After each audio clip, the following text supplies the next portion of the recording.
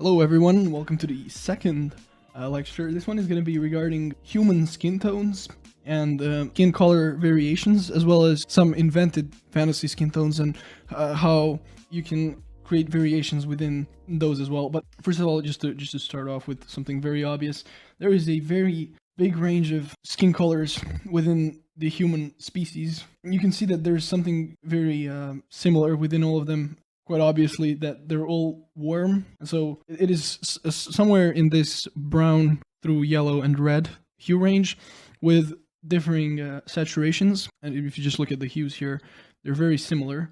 They just have differing saturations and maybe most obviously values. But they're all within this very similar hue. I think an important thing in general is to use reference. One thing you will notice just right off the bat visually, and that I will talk about a bit more when we get into materials, is that dark skin tones tend to look a lot more reflective because the darker value allows for stronger highlights, and that is something to keep in mind. And then also that within any given skin tone, there will be color variations. Most obviously rosy cheeks and red noses. But there might be some unpredictable variations as well that reference can be useful for.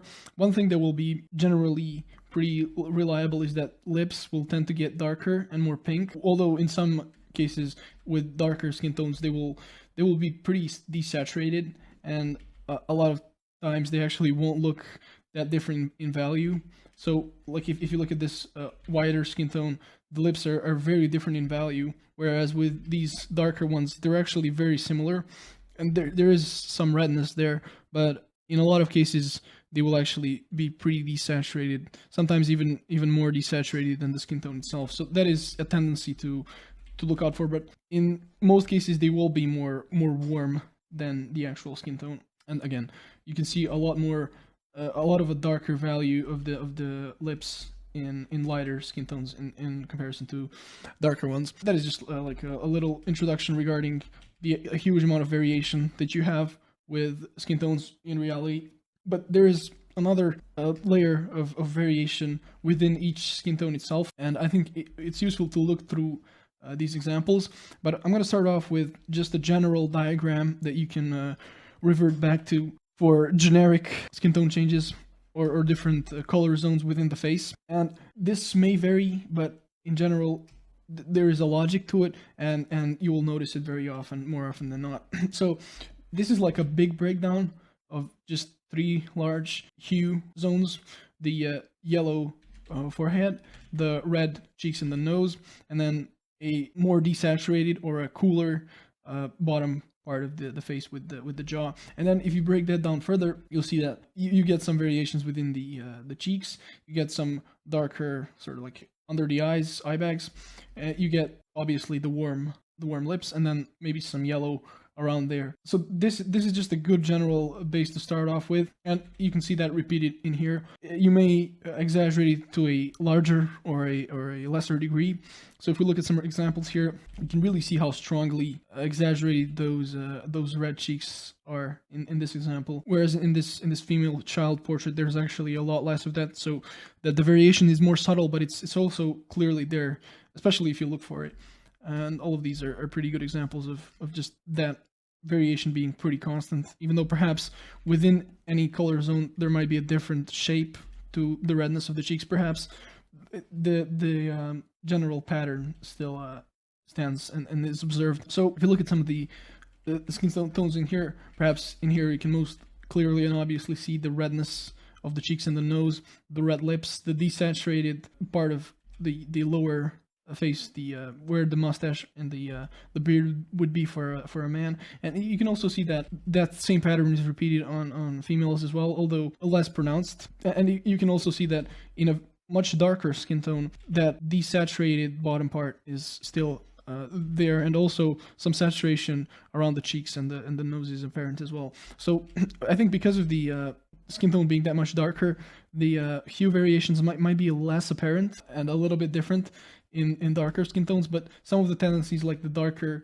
or the more desaturated color of the bottom jaw, still stand. And here you can see very clearly the cheeks.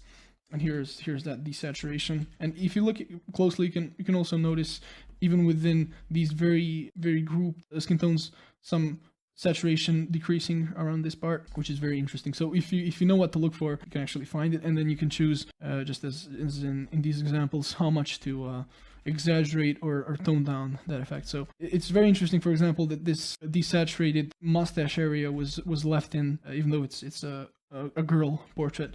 And these are decisions that were made consciously and intentionally. But now I actually want to get into the reasoning as to why these things happen. And really with the cheeks and I failed to mention that the ears also will tend to get warmer.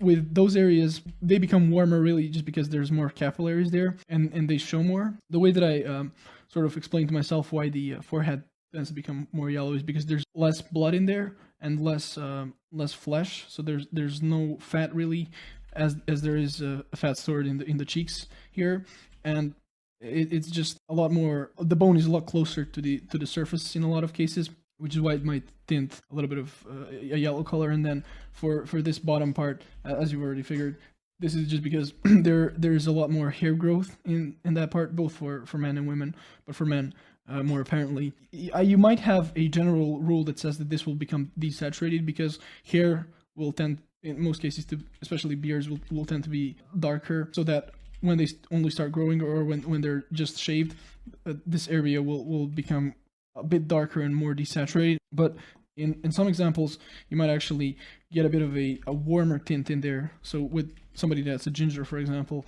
even though their beards also tend to be a bit darker than the actual color, if it was a very bright beard for whatever reason, or if you're inventing a character, then you might take this whole area and instead of making it more desaturated and cool, you might make it more warm because of the principle that we just discussed. With cheeks specifically, even though they, in humans, would tend to get warmer, you might actually color them a different sort of tint based on your fantasy character. So if it was an alien that had, like, I don't know, blue blood or something, then perhaps you might actually tint the cheeks bluish, as well as the lips perhaps, and the nose. So you would probably want to maintain some cohesion with tinting all of these things a similar hue, rather than tinting one thing like purple and another yellow, because they're all the lips are more of like the material that is inside of the mouth, which will tend to be the color of the blood. I would guess. I've never seen like green insides, but I guess these would have to group both logically and then also just for the sake of the design. You can see that these are I got an example of what I was talking about, with the general trend being there, the warming. Here it's more yellow, but the actual colors are very different. This is a lot darker, and whereas this is a lot more pinkish. The actual colors are different, but the tendency is very clear, and it repeats, so you can rely on that. And here are some examples of fantasy characters. Choose goblins, obviously.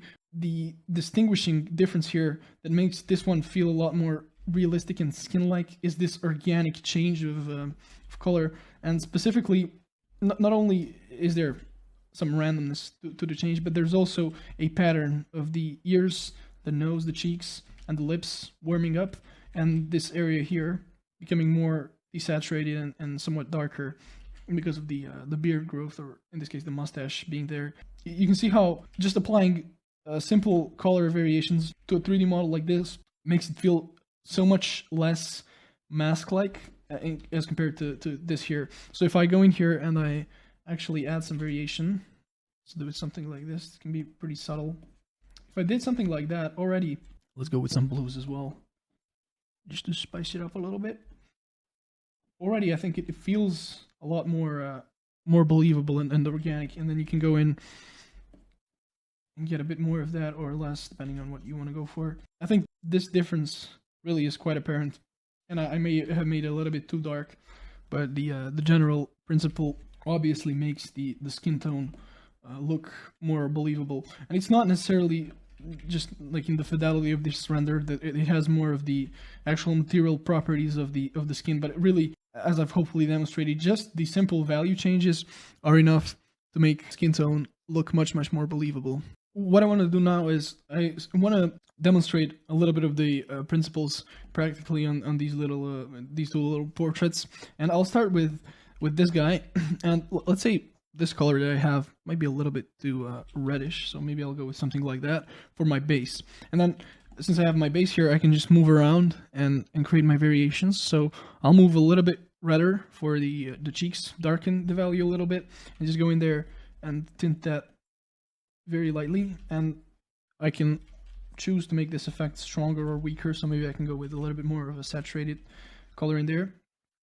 That is the first of the big zones that I'm going to be doing here. Then maybe I can move this a little bit more like this and make it a little bit more yellowish. So it's really not a big change, but it really adds up if you look at it. So there's the yellow zone. So I'm just doing the big zones for a start, and then I'll do a more desaturated, darker color here. So it's like the 5 o'clock shadow there, and I'll try to group it around where the beard would actually be. And then as I say color in the actual hair, maybe I'll make it a little bit warmer and just get a brown color for it right there. Maybe I can get some of that in here as well. So it's definitely not like I took the brown and just placed it in there. It does tend to desaturate more, but the effect is somewhat similar. So like if he has a buzzed place or like a buzzed area here, I think it would start tinting brown, but it would still be a little bit more desaturated than the actual color. I'm not exactly sure why that happens. I guess that's just like the visual appearance of very short hairs. So something like this I think works well enough already.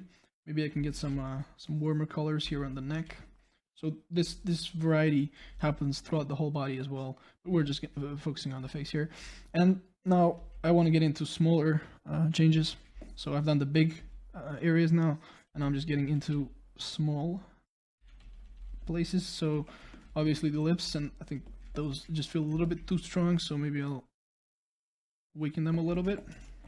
And then the darker, bluer beneath the eyes there, and then maybe a little bit of that yellowish beneath the mouth. And that's really all there is to it. There's not a huge deal of stuff. Perhaps a bit more desaturated here in the nose bridge. And I think that's believable enough for just a Caucasian, just realistic skin tone. And then you can go and add reflections, shadows, that sort of stuff. But this is a pretty solid base. And there's a lot of space for design here as well. Like if this guy's, I don't know, an alcoholic or something, maybe he can have a very red nose and very red cheeks and ears like that. Or maybe he's just cold, so maybe he would have like red ears. And then like if he doesn't sleep, I suppose you can make these a lot stronger. And then if he's very rugged, you might make this bluer, darker, so that the differences are stronger. Now here looks a lot less satisfied, perhaps because of this arrow here. But so the design choices are on you, but the basic scheme of things really does remain. And I also wanted to let's bring this back because it's a little bit of an overkill. I also wanted to point out that it doesn't necessarily make sense, as I've already mentioned, to just straight up, in this case, let's say I want to make this like an indigenous skin tone, so maybe like move it a little bit darker and more towards red. It wouldn't really make sense for me to just do that, and like that's not really how that would work. It just looks off. So maybe like a multiply layer with darker value like that might be a good start. But you can see that well, apart from this not having the the facial structure to match the skin tone, you would also have to make some different choices. So maybe this would need to be like a more desaturated color for the lips, and you would probably see a bit less of this this redness, and maybe this whole thing would be a bit more saturated. So the point is, I can't really salvage this because I didn't build it up from the get-go using a different skin tone. So you can't just necessarily take the skin tones that you might see on one, or the variations that you might see on one skin tone, and just completely change them up and bring them into another. As you can see very clearly in this example, like these changes are really not reflected in here. So you have to, and in general, from what I've noticed, they're going to be a bit weaker, as I mentioned, in the darker skin tones. But using reference for something that's a little bit less generic would be helpful. So you wouldn't just like make this, make the cheeks here and the nose like redder. You would probably make them a little bit more saturated and not really tint them so much red, and lips would be more desaturated. So the changes are different, but the principles are fairly similar. And I think it's really a good base to start going into a more alien character here. This guy is just going to be off the rails, no real connection to anything that makes sense. So I think I want to make the skin blue. Maybe I'll make it a little bit brighter. So he's going to be an alien. He's going to have blue skin. I think I want to have the hair like orange or something. Okay, maybe like that. And this is not going to look very good, but I think the principles are going to make sense. Or it's going to be a good demonstration of translating the principles. So let's say he's something like that. I think it could make sense to make the eyes a little bit lighter, and just color the pupils here, okay, or the irises. So now I want to start thinking about creating different zones of color. I think first of all I'm going to go a little bit more yellow, which in this case would be desaturating the color in the forehead. Then I'm going to say that his blood is like blue, so his whole middle section here, that would turn warmer. In this case, is just going to turn cooler, so maybe something like that. And I would really want to echo that in the lips as well. And then, since the hair here is a light yellowish orange color, I'm just going to tint the bottom part with that. And even though this looks very strange, I think hopefully it makes sense. Like it feels logical, even though it is very alien. And then, if you look at the difference that happens between the redness of the lips and the redness of the cheeks, I really want to echo that in this alien guy. So I want to make the lips much bluer, so maybe like that. And then it would be a matter of seeing how strong I want to make that color, so it doesn't feel like it's lipstick, because it is a strange color that we're not used to. So in general, if you have the opportunity to make your zones tint in the way that you're used to seeing in humans, in your fantasy characters, then it's a good idea to do that. But if you want to go fully alien with something that's going to feel a little bit strange and out there, then this is a good place, I think. So I'm not actually necessarily sure why the eye bags will turn bluish. I think in here I'm just going to go with a darker color, and I think that's going to read well enough for now. So this is like the weird alien guy that has blue blood. It is strange, but it is based on the principles that I talked about. So if you ever have this sort of run into this sort of a situation, I think this is a good way to go about it. If you really want to make something weird. Your assignment for lesson 2 is going to be to create 4 different color versions based on one of the drawings that you selected from lesson 1. And what I suggest is that you do 2 kind of more realistic ones, or maybe 3, where you go through different skin tones that actually exist, and then leave 1 or 2 for something a lot more fantastical. And in this assignment, the focus really is going to be on creating believable color variation and using the logic of why that variation happens to apply the variation to something more fantastic and unreal. So that's really about it. Good luck and have fun.